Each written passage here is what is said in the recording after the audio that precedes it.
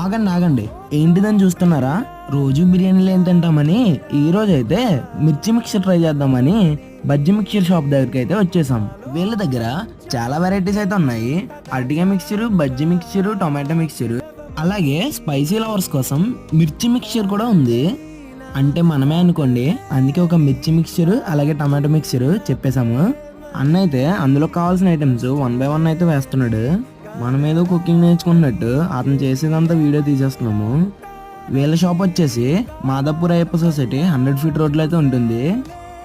అన్న అయితే లెమన్ వేసి స్పూన్తో ఫుల్గా మిక్స్ చేస్తున్నాడు. ఫైనల్లీ మనం ఆర్డర్ చెప్పిన బజ్జీ మిక్చర్లు మనకైతే వచ్చేసాయి.